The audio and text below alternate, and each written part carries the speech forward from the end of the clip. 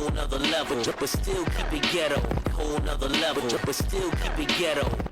Welcome to episode 23 of The Process of Hip Hop. I'm Brian Joseph, writer, blogger at theprocessofhiphop.com. And as always, it's all about the process. In today's interview segment, I'll be talking to Cam Archer. Cam is an MC from San Bernardino, California. So let's get into it. Welcome, Cam Archer, to The Process of Hip Hop. What's going on, man? How you doing? Great, man. Again, thank you so much for joining The Process of Hip Hop. How did you get your start, Cam? You've been rapping for a little bit. Talk to me about how you got your start in hip hop. I got my start in hip hop just kind of basically from years of being like a lover of music and loving to write music from a very young age. Wrote my first songs when I was like 6 or 7 years old. I think I still have one of them somewhere. But and just kind of all my life writing music or having some type of form of music being written from age 6 on. So probably about when I was about 19, 20, I really actually started recording and put out my first project and really thought that I could really do something musically. So, I mean, there's been a lot of bumps in the road as far as just, personal ego type things and trying to, actually create the best stuff possible. But I'd say about 19, 20 is really when it really kind of clicked and started making music that I thought, I could actually do something with this. Now, up until that time, were you just? I mean, you were rapping and such, but when you were 19, 20, you said what was the process that you went from I'm doing this kind of for fun and to I actually am trying to pursue it as an artist? Talk to me about that. I never actually, like when I was a kid, even when I was writing music, I never actually really showed it to anybody. I was a very shy kid, so I wasn't really like outgoing with I write raps type thing. And when I was about 10 years old, 9 or 10, my stepbrother, who was a rapper, found a song that I had written, and he made me like rap it for him. And he was like, "Oh man, you're pretty good, for being so young. You should start like doing like this, this, and this." And I was just like turned off by it. I was like, "I'm not gonna be a rapper." Like I told him like straight out, and he just looked at me like I was stupid, like because I was dead set to the fact that I was never gonna become a rapper. But what did I know? So I would say what really changed was I had friends after I graduated kind of figure out like, oh, Cam can rap. And they would start making me rap everywhere. Every time we went somewhere, we were going to do something, they would make me freestyle about what we were doing, where we were going, all that type of stuff. So I started doing that more. And then it became, a friend of a friend has recording equipment. You should go record over here and like start writing and making songs. And I put out like a freestyle to Cash Flow by Ace Hood, put it on my MySpace page and realized that people actually, because I was like scared out of my mind that people were going to like clown me for it. But people actually thought I was good. So that kind of made me go, maybe I could actually, start doing something like this. So that kind of gave me like a boost of self-confidence and made me actually want to think like maybe I could write music. I've been doing it my whole life. Maybe I could actually do this and be great at it kind of thing. So who were some of the artists that, as you were starting to craft your style, who were some of the artists that you, or let me rephrase this, was there specific artists that you kind of patterned yourself after? Or who were some of your influences in terms of you becoming a rapper? The biggest influences, I would say, in the way that I like created music early on was whenever I would start like writing a project, and kind of still to this day, whenever I start writing a project or I'm working on a project, I always go back to the Blueprint one and I'll listen to it and think like, how much worse is this album than the Blueprint one? That's kind of how I look at it. Because I feel like that album was one of the first albums I remember knowing every single word to was the Blueprint one. Lil Wayne was a huge influence on me. It was that time when, and plus I also grew up listening to a lot of Wayne. Yeah. My sister was a huge fan of the Hot Boys, so I became a fan of the Hot Boys as a kid. So I've been listening to Wayne since he was 16. So that was big on me. Lupe was big on me, and that's still probably like my biggest when people compare me musically to somebody. They usually compare me to Lupe. And Lloyd Banks would be the other like really, really big one. When I listen to your music, Cam, you have that knack of having those great punchlines, which is it reminds me of Wayne, who's also very gifted when it comes to the punchlines and the art of rap and such. How do you and I've heard artists approach this in different ways. When you're writing a song, do you have a journal that you're writing these things down? Is it stuff off of the head? How are you, when you come up with a song or a concept, take me through the process of how that goes from here's the concept to actually creating a song. All right, so I used to write like in notepads and journals and stuff like that, especially when I would be like at work. I would keep a notepad with me and write in it, like one of those little tiny Mead notepads, like literally like you would see a detective use in a movie to write notes. And that was always annoying because my writing's terrible. So trying to actually read what I wrote was bad. But mostly now it's always like within the phone. I'm not like, my memory is trash. So I'm not gifted enough to do I'm going to memorize these bars and, or just like go in the booth and spit 10,000 lines and then edit the best ones together and make it a song. So right. Even though my process is kind of similar to that to some people because I write very, very quickly. So I'll write a lot of the times it is kind of like the first thing that comes to mind becomes my verses for the most part. I very rarely go back and rewrite songs or anything like that. If I'm feeling a beat, odds are I write to it right then and there, and that's probably the song. I used to do verses first, but as I started getting deeper into writing and stuff like that, as far as writing songs, I realized my weakest point was writing hooks. So I decided, okay, well, you need to start writing hooks first and make sure you know what the concept is and you're not just barring out on every song. Because if you're barring out without purpose, that doesn't really, even like to me, I love barring out, but that doesn't really create a classic memory to people. You have to say something that people can relate to, something that people can feel. So you want to make sure you have a concept that can at least be relatable to somebody, even if it's a small demographic, make sure it's relatable. So that's kind of the process that I go through. Make sure you write your hook, make sure you know what your concept is, and then from there you can craft and create your verses, which is always the easiest part for me. Now, you pretty much said this, but I just want to clarify. Is it you hear the beat first, then you're writing your music, or are you the type that has stuff and you basically try to take these lyrics and match it to this beat? I used to be a take these lyrics and match them to a beat guy because I didn't have a producer all the time. Yeah. So it was kind of like I'm either writing to industry beats or I'm writing in a notepad and then hopefully finding something that matches the tempo and the BPM of what I did. And some of my more popular songs were actually written with no beat. I just kind of imagined what the beat would be and then went from there. But for the most part now, it's usually I write it to a beat and, I get the beat, especially when I work with Ogosh Leotis a lot. It'll be in the studio, okay, what do you want to do? Let's do a beat like this. And by the time the beat's done, I'm usually done, like, writing the song, and we go from there. I think the one thing that I write ahead of time is I'll get like in a groove where I'll have a melody idea, or I'll write a hook, and then I'll end up writing another hook, and I'll write another hook. So I just keep a notepad, a voice note full of like hooks that I could use later that can end up on projects or something like that.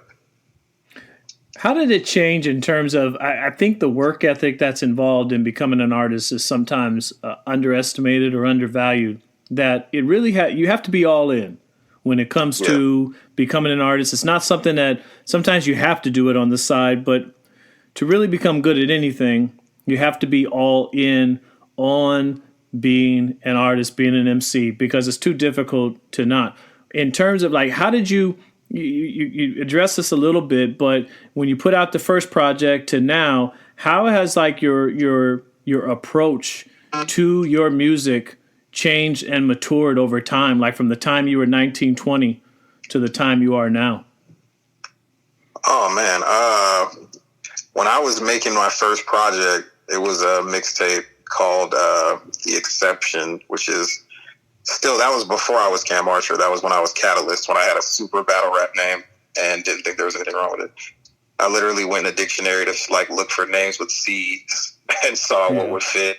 And I was like, "Ooh, Catalyst sounds cool."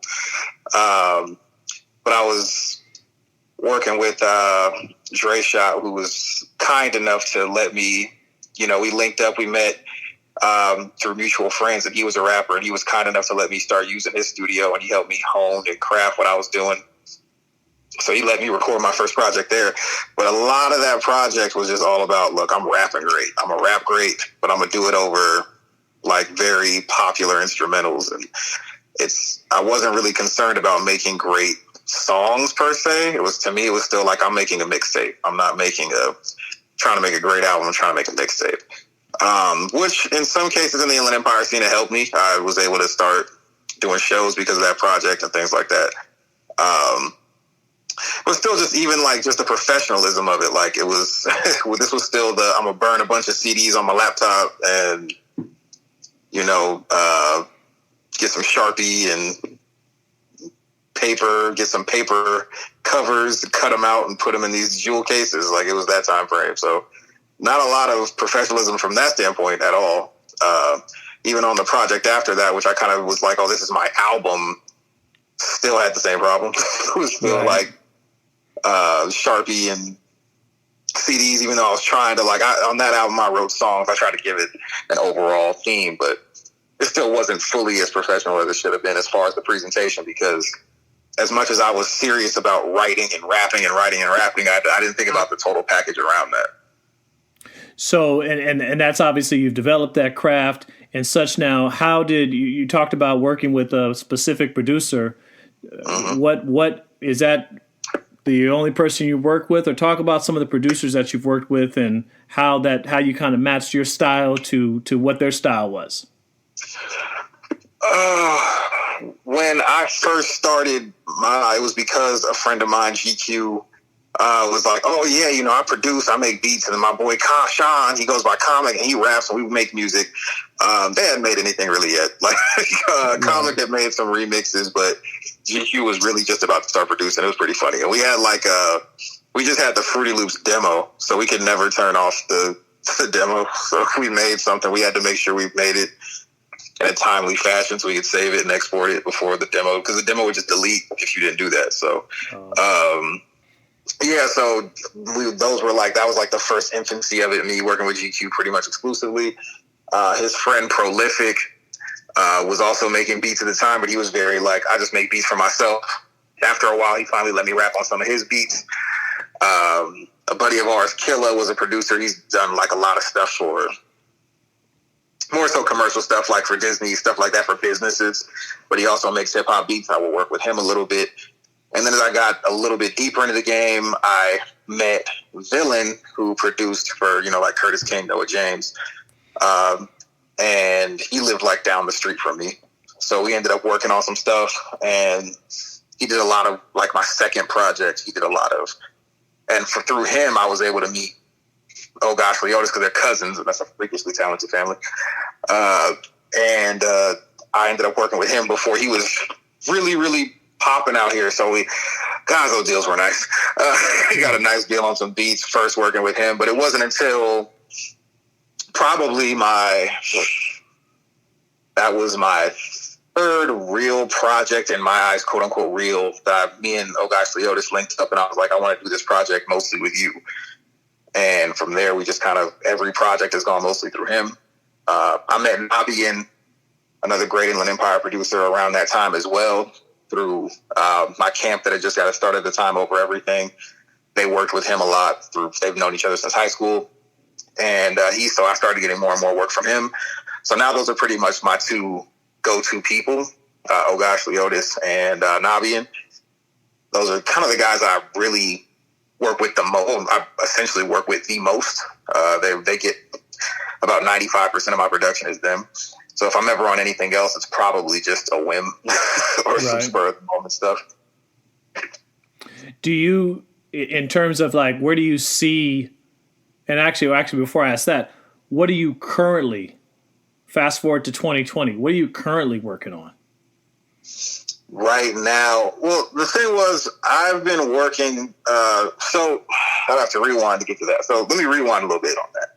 In 2017, I dropped a project called, actually, was that 16? No, it was 17. In 2017, I dropped a project called Spirit Gunner. So I was kind of moving off of that, and I decided the next year after 2017, so I dropped that like mid-year. I said in 2017, in 2018, I'm not going to drop anything. I'm just going to work on a bunch of shit. So I'm just going to I'm just going to work on a bunch of music and go from there. So in 2018, I just would go to Leo's 2-3 times a week and record stuff and record. And I was like, okay, so when 2019 hits, I'm going to drop these 3 EPs that are about different things. I'm going to drop 3 of them sporadically throughout the year and do visuals and all this extra shit. Right. Around getting closer to the fall, I had like a bunch of like stuff happen, and I was going through some sad bag stuff, and so I was like, I got into this mode, and I wrote these songs in about a month's time, and I ended up recording a whole project. And I was like, you know what? I'll just drop this first at the beginning of 2019 and go from there. Like, I'll just get this out the way. I don't really think it'll do that much. I think people will just kind of like it, and we'll go from there. And that was Inside Voices, which I dropped in 2019. It was supposed to come out in like January, February, but because I was such a diva about the cover and it had to be done a certain way, it didn't end up coming out until April. But it ended up getting a way, way better response than I planned. Yeah. So I was like, you know what? I'm going to have to hold off on these EPs, and I'm not going to drop those, and I'll wait. And that ended up becoming, okay, well, 2019's ending. In 2020, what are you going to do? Well, you know what? Let me just start packaging these songs and deciding how I'm going to put them out. And then out of nowhere, one night during this whole quarantine thing, when this was about to kick off, I was like, oh, well, I randomly had a night where I wrote like 6 or 7 songs, and I was like, well, let me just put out an EP. So that became No Apologies. So now I'm basically told Leo, all right, look, I'm going to package up all these songs, almost everything we did, and I'm just going to drop 2 projects over the summer into the fall of 2020. So on top of that, I've already had this project, The Midnight Run, which is a project with myself and my guy, Jay Kasai, another talented Inland Empire rapper, which has essentially been being worked on for like 5-6 years. We just never finished it. That's coming out June 1st. It's kind of just a playoff of a podcast we've done for a couple years now, but just a good mixture of songs that we've done. That's coming out June 1st. And then in July, I'm probably going to drop El Guapo 2, which is kind of a playoff of an EP. I did drop 1 EP in 2018, just on my birthday, just a random 6-song EP. I did that. So this is going to kind of be like, I'm going to do parts 2 and 3 of that, but they're going to be full-length projects. I call it El Guapo 2 because it doesn't really have a huge direction. A lot of my projects are known for having a narrative or a story, or I write them to almost be soundtracks or play off of certain things. These projects are just like, here's some good songs. Let me know if you like them.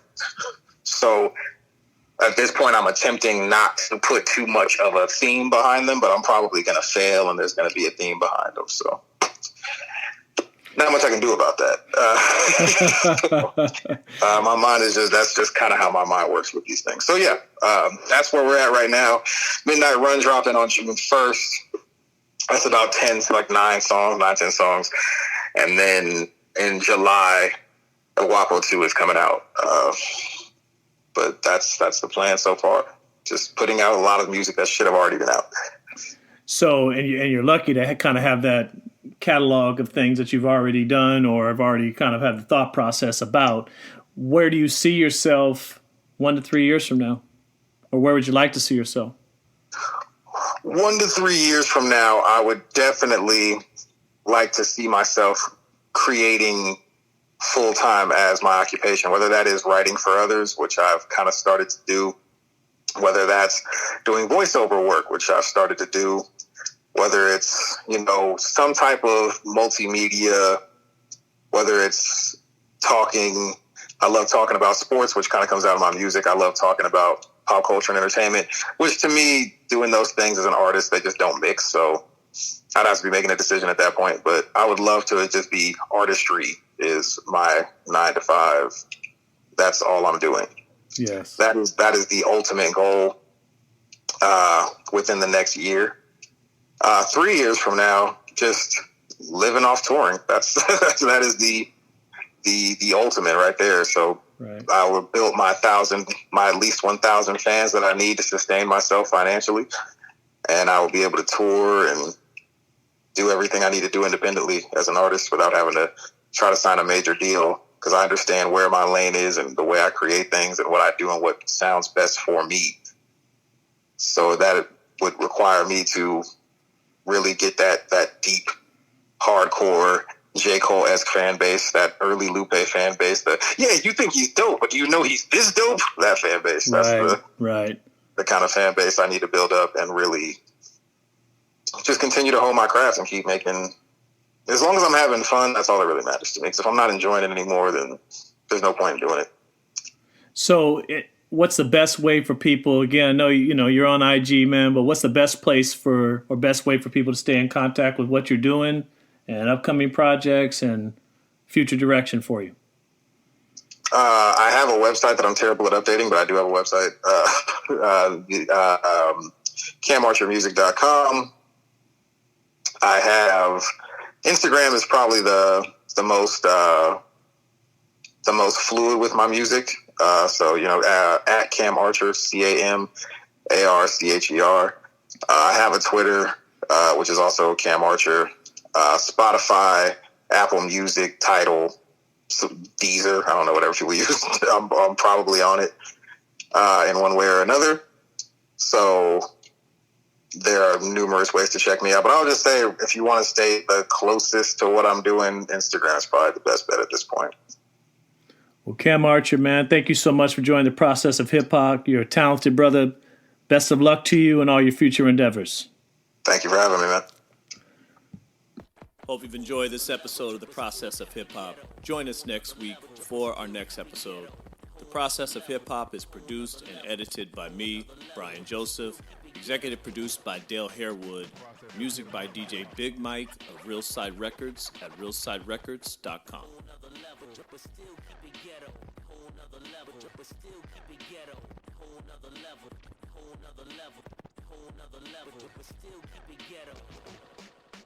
Process of hip hop.